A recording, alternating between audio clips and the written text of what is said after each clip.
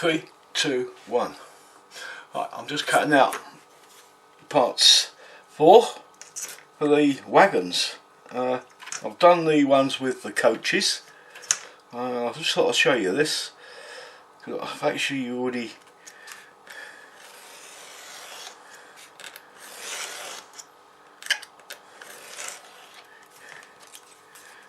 right. There's the two I'm going to use. But these two here, they need to be folded as well. I'll use a little ruler for this.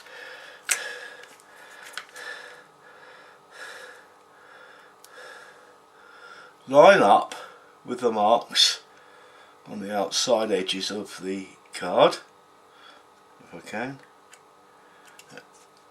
Yep, there it is. And just one cut. Oh, just one cut all the way down, and that will now fold over. Nice straight edge. Same this way. Nice straight piece of was a nice straight piece of card down this way. So I'll get on and finish this. That's how you do the folds. It's I use what I call a dangerous way of using it. Using a knife to cut halfway through the card, basically, so I can do the fold. There are other ways of doing it, safer ways. There you can use the back end, of the knife, this way up, and make that score line along there.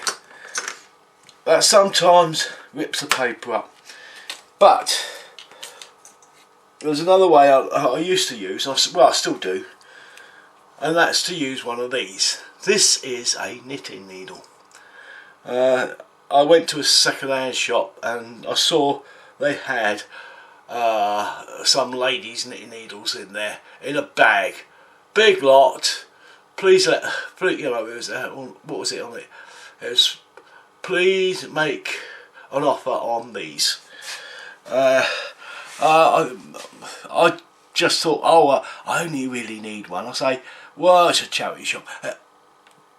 I'll give you £2 for the bag. Oh, we weren't expecting that much. Could have kicked myself. Anyway, it's still worth it because I got a whole load of knitting needles, right up to 10mm thick, in there. These ones are for knitting tubes, like socks or sleeves, so you don't get a seam in them. But these have got a rounded tip on the end of them, and again you can do this with it. Line it up with the tip of this, line it up with the part you need to be folded, and then again just bit of pressure, hold it down there, and again we get a nice fold like that. It's taking them, putting them off, but that doesn't matter. We just come along with a Sharpie now. If you're not going to paint this whole thing, just come with a Sharpie. I'll do it on this outside. I fold it right over while it's still flat, and run the Sharpie along the place where I've done the fold here. And when I open it up, there's hardly a mark on the sides where the Sharpie had gone, but the white lines completely disappeared. And the same when you do this one here. In, fold it right over, run the Sharpie along the edge, or felt tip, or I mean felt tip's the best thing. I've got to do that again along there. That's it. Just bit of places. Again, when we fold it over, I think you can see there now. There's hardly the blacker Sharpie marker on the edge of this card at all, and that works out very nicely. So that's scoring and colouring in the edges. It's one vein that I hate. Well, I don't hate it, but I mean, when I see somebody's model and they've done a beautiful job on it, and they left the white marks, and they left the edges uncoloured, that annoys me a little bit. It's up to them, but I mean, it does really annoy me a little bit. I think that could have been a great model if the edges were coloured.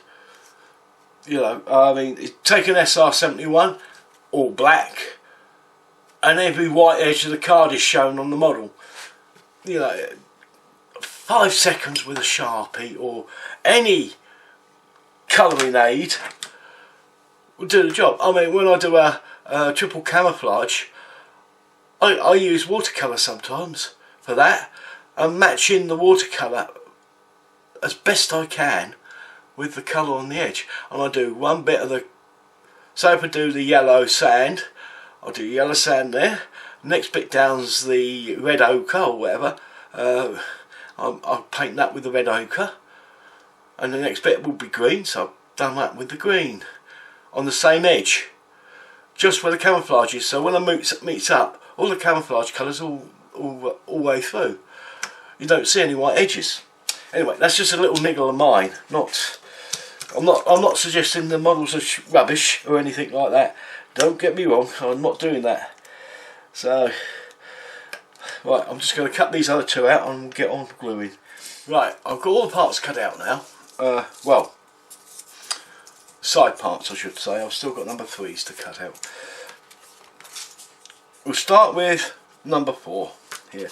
Now, I've got a nice straight edge down here, so I'm going to use that to do the job with. Right, oh, here it is. Put it away. Right, what you want to do is on the part, nice bead of glue.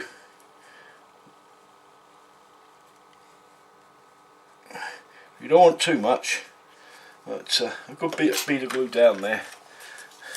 Here's this bit of card just to spread it out. I'll use the edge of the card in case it goes over.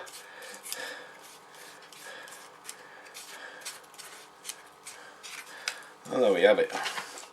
Right, what I do is I use the edge of the card and fold the part over, as it's going to be 90 degrees anyway, and we'll put part down on there. There we go. That one, I don't think I want that. That popped out a bit there. This will keep the part straight. Oh, no, the back there.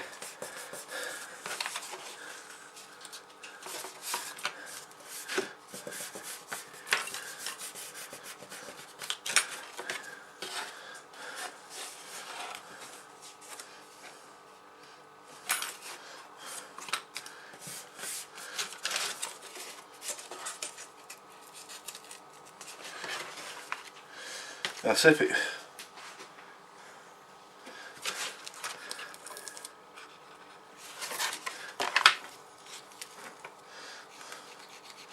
As if it don't move.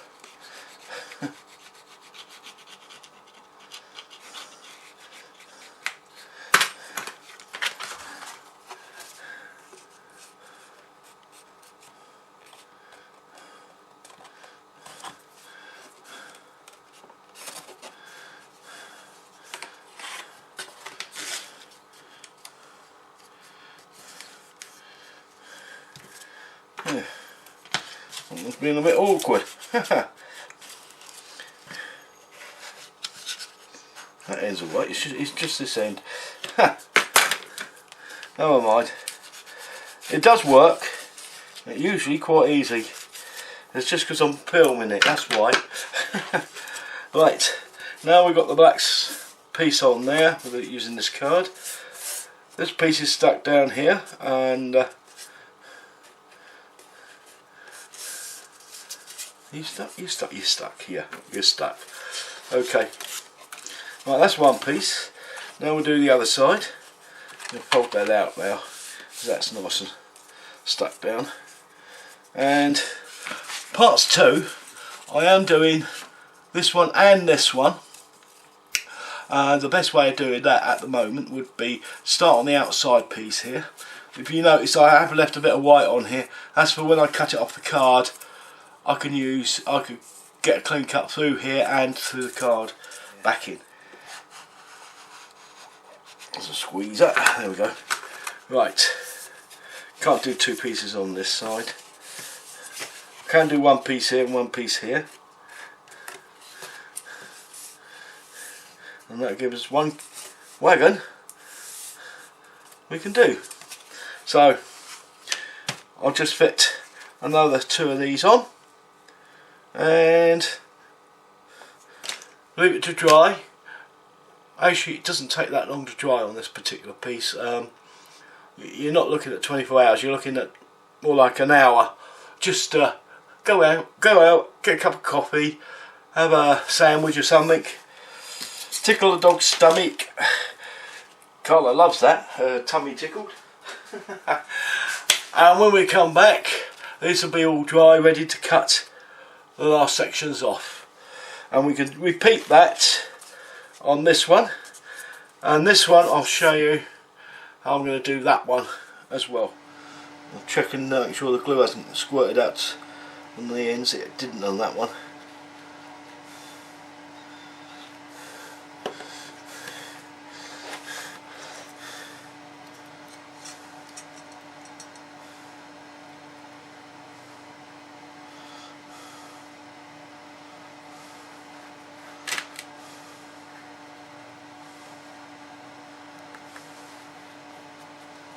There we go. I've seen people use too much whitewood glue on these kits as well. You really don't want to. And Yoo-hoo, well, I've actually used Yoo-hoo on a model, and while I was moving I had my models in the workshop at the other place, and I might push that down on there, that's it, and flush. And believe it or not, it was a little bit damp in there because I wasn't there to light the fire. And I came back a couple of weeks later to pick the last load up, and there was my model. It was a Fokker triplane back in its constituent components. It literally deglued and fell apart. And that's with Yoo-hoo glue. I never use that again. I never recommend it.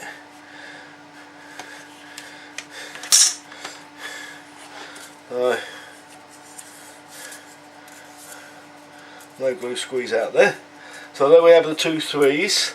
Now I'm going to let this dry for about an hour, and I'm going to come back and we'll do the rest of it. I'm going to have a cup of coffee and a salami, maybe even play some solitaire on my computer, and we'll come back and we'll cut these out and put these on. There's stiffness to go on those as well, so we'll do that.